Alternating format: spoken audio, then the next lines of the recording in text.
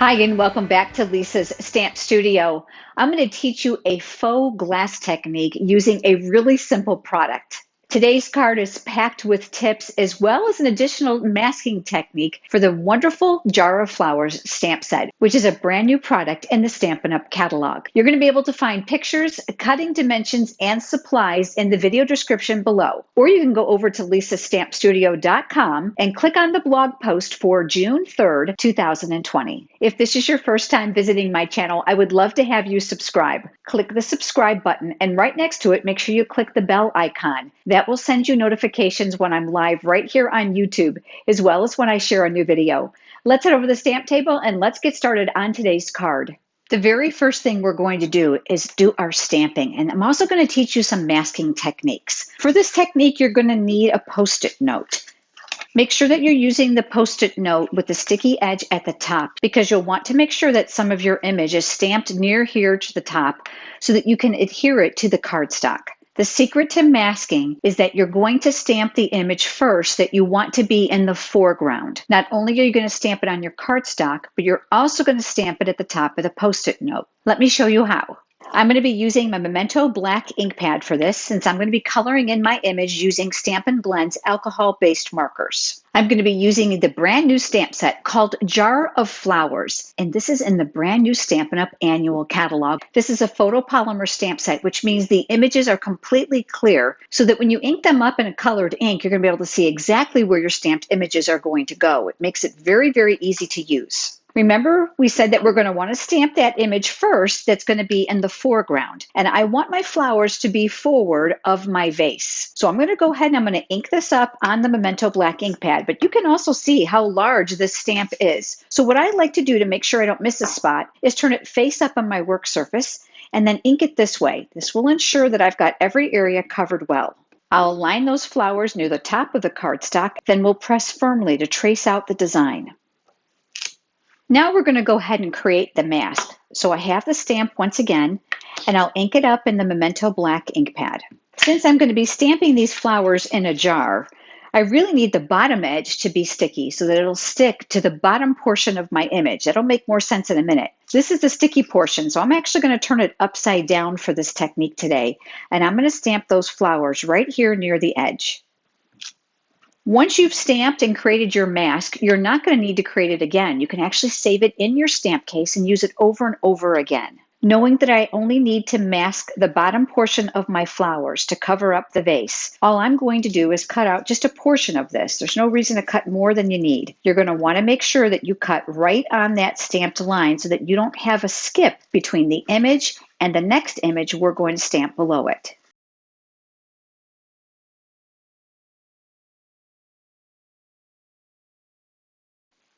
Now that we have our stamped image created and we have our mask, we're going to want to add the image of the jar, which is going to be my vase. I am going to line up the Post-it note with that sticky edge here at the bottom, making sure that you mimic it as closely as you can. Once that's protected, I'm going to use the jar image from that stamp set. We'll go ahead and ink that up as well. I'm going to align this so that part of the jar is going to overlap on the mask, and then we'll press. There's also an image for the stem, and I'm going to create that while the mask is on here as well because I want my flowers to be in the forefront. I'm going to go ahead and ink this up on the Memento black ink pad, and that's going to get stamped here. Then we'll remove the Post-it note mask, which will leave us this, and you can see how the flowers now are at the front of the vase. Had we done it without the mask, the top of the vase would come across the top of our flowers. I'm going to go ahead and save this now and add it to the inside of my stamp case, just like I've done with these others, so I can use it over and over again. Now it's just a matter of coloring.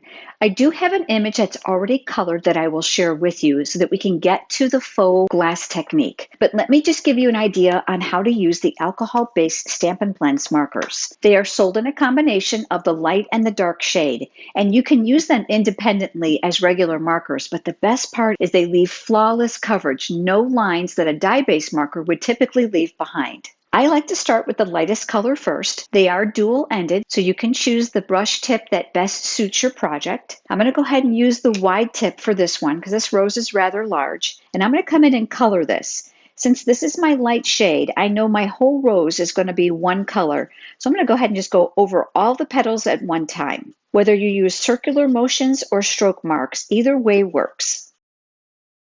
I do recommend giving that a few seconds for that alcohol to evaporate from the image before you start laying down the next shade. Now this time with the darker shade, I'm going to use the chisel tip so I can add a little bit of precise color where I want it. Since there are actually no lines in the stamp to indicate where those darker shades would go, I like to gravitate towards the center where it will be the darkest on the flower. So I'm going to add a little color here and I'm going to stretch it out. I'll do the same in here and on this petal as well. I'm going to work in a few other areas and then I'm going to teach you the blending technique of these markers. Just like before, I'm going to recommend that you allow the alcohol to evaporate before we go to the next step of blending. So I'm going to go back to my lightest shade. Again, the tip is really up to you. I'll use the thick end this time and I'm going to pull the dark into the light. It is not important for you to cover the entire petal or the area all over again. And just like before, you're going to need to give this a few seconds for that alcohol to evaporate so that you can see its true tone. The great thing about alcohol-based markers is that you're able to go back over an area over and over again until you receive the achieve effect that you're looking for. I'm going to be using the Rococo Rose in addition to the So Saffron combination for some of my flowers. I'm also going to bring in the Old Olive combination for my leaves. I've chosen the bronze for my accent florals here, and I'm going to be using the light smoky slate for the area underneath my vase. And I can't wait to come back and show you a great tip about fading out the color to look more like a shadow. Here's an image I colored right before you joined me. The area here underneath my vase needs a little bit of color. So I'm going to use the light smoky slate Stampin' Blends marker that are part of the combination. Now I'm going to add a little bit of color underneath here, give it a little bit of a shadow. It's not important that it's perfect because what we're going to do is we're going to wait for that to evaporate a little bit and we're going to blend that color out to make it a little bit lighter. Now, if you're happy with it the way it is, you certainly can leave it. But I want to show you how to use the color lifter. For this, I prefer to use the brush tip, which is wider. And then I'm just going to work over this area. You'll notice that it has no pigmentation to it. As this processes, you're going to notice that this is going to become lighter than the original shade, which is going to give you a beautiful shadow effect. Now let me show you the great easy way to create the faux glass technique. The secret to that technique is this. This is the fine tip glue. This glue dries perfectly clear, just like a lacquer. I'm going to slide that over and I'm going to bring in the rest of that Post-it note we had just used. And then what I'm going to do is I'm going to get started on my scratch paper. So I like to tap and squeeze until I know that it's coming out well. Then what I'm going to do is I'm going to start here at the top and I'm going to squeeze out the glue. A little drop at a time is going to work, and then I'm going to use the tip of that pen and move that glue around. The thicker you put the glue on, the longer it's going to take to dry. If you want your vase to look really more like a 3D effect, you'll want to lay it on thick. The thick image took about an hour to dry. Thinner coats will take a lot less time. You're going to want to make sure that you do this first when you create your project so you can set this aside and allow that time to dry. This needle tip is perfect for this so that you can stay right within inside the lines. You're going to want to push that off to the side and allow that to dry flat. There may be some areas of your jar that have bubbles or some imperfections, and that's totally fine. Now, there's another great aspect of the stamp set that I didn't use on this technique, but I do want to share with you since it's a brand new product. I'm just going to use it on a Post-it note to show you. I used the balmy blue ink pad to create a little bit of a water intensity so that if you don't want to use the glue to create that glass effect, you can add some color to that vase. Now this is a reversible stamp. This side is raised, which is going to give you a bumpy finish. This side is smooth, which fills that vase perfectly. I'll go ahead and stamp the vase here just to give you an idea of how to fill it. I've got the smooth side of the stamp here. We'll ink that up in the balmy blue ink pad. Photopolymer is going to make it really, really easy to use. I did find that when I placed the liquid glue over the top, because it's a very light shade on that white cardstock, that you really couldn't see it. I do have one that's finished for you to give you an idea of what it might look like. And here it is.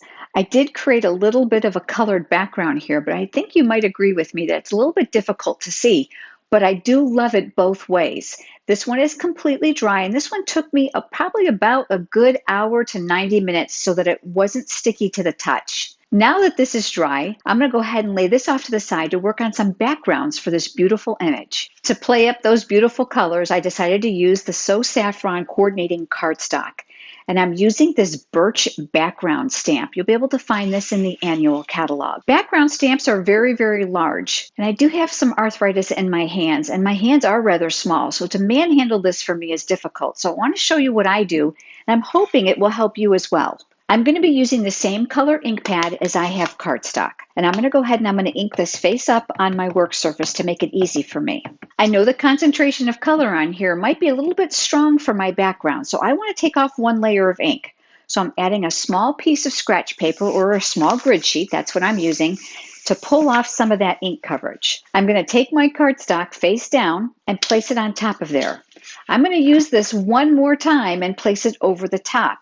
What I'm doing now is I'm transferring the design from the bottom up. It's going to allow me not to have to lift the stamp, making it a lot easier if you suffer from arthritis or any problems with your hands like I do. And then once you're finished, all you'll have to do is lift it up, and that's going to leave a really beautiful muted background. I've cut a small strip of crumb cake cardstock here. I've pulled out this random background from a brand new stamp set as well. This one is called Comfort and Hope. And one of the reasons I love it are not just because of the greetings, but I love these background images. I'm going to ink this up on the crumb cake ink. And again, I was worried that it was too dark. So I'm going to stamp off a layer on my scratch paper. I'm going to start here at the bottom, and I'm going to stamp. I'll be honest with you, I wasn't persnickety about this. I just kind of lined it up and just stamped. I know it may not connect or be perfect, but that was totally fine for this project. I decided to cut a larger layer of that crumb cake cardstock to place the So Saffron layer on top of. And I like to use the silicone craft sheet to protect my work surface. Liquid glue, hot glue, and adhesive will not stick to it. It'll simply rub right off. What I'm going to do is I'm going to flip over this layer and I'm going to add adhesive to the back side. This is a very narrow margin, about 1/8 of an inch. I'm looking to make it as even as possible, and we'll press that in place. The next piece is going to be that crumb cake layer, and we're going to adhere this right down the center. So just like we've done before, I'm going to go ahead and add adhesive to the back side. I'm just going to go ahead and center this visually the best that I can, and then we'll press that in place. These layers now are going to go on the card base, and this is the same Rococo rose that we used for the flowers. The one thing I love about the Stampin' Up! Products is the color coordination. You'll find that the ink matches the cardstock, that matches the Stampin' Blends, as well as all the accessories. This now we're going to flip over and add adhesive as well. This will get adhered here to the front of the card base. Remember that beautiful floral image? I wanted to add a tag to this to house my greeting, and I want to share another product with you.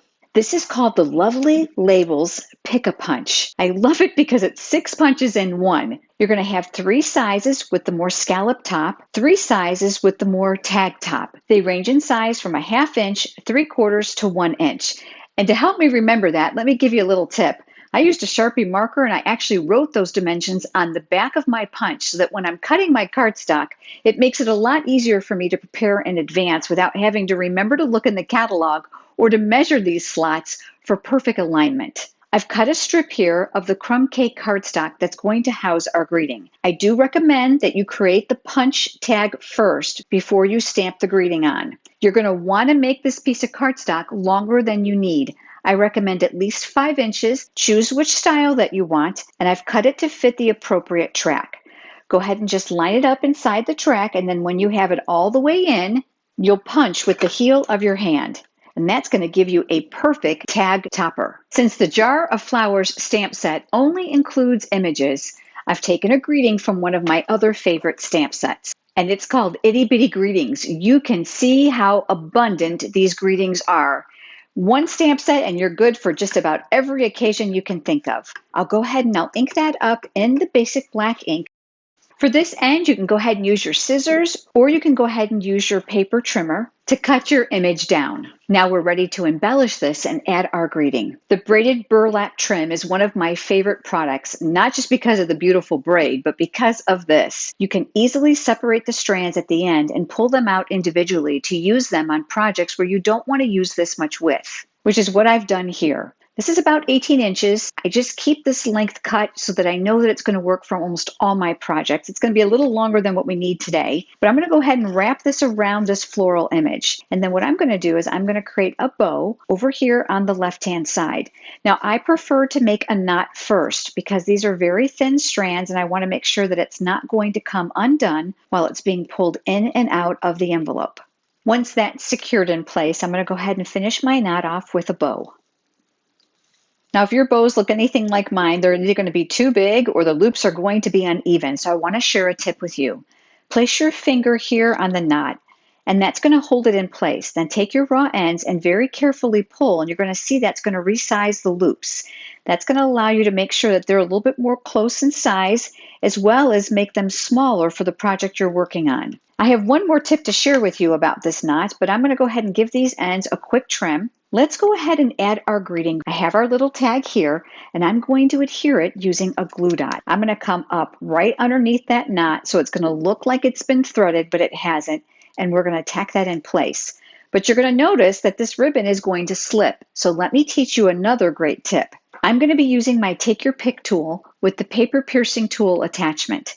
I'm going to pick up one of my glue dots and I'm going to ball it up really small. It doesn't even matter if you use your hands. These are very, very sticky. I'll come up underneath that knot and then I'll press the center of that bow on top of it. What it's going to do is it's going to make sure that this is secured in place so that it doesn't flop on your card. We're going to turn that image over and we are now going to add dimensionals to the back side. Using that same tool with the paper piercing tool attachment, I am going to lift off those paper backings. Not only is this great for my arthritic hands, but it helps wrangle all those small pieces. Here's the front of our card base, and we'll go ahead and take that beautiful image and place that front and center. And you can see the beautiful 3D effect that that fine tip glue has left behind.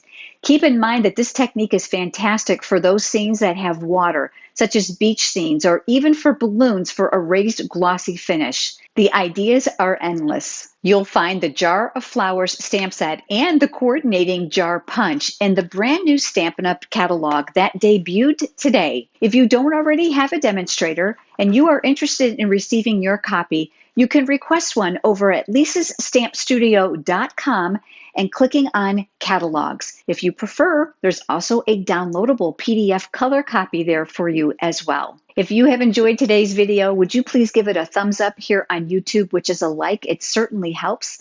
And I look forward to seeing you next time. Have a great day.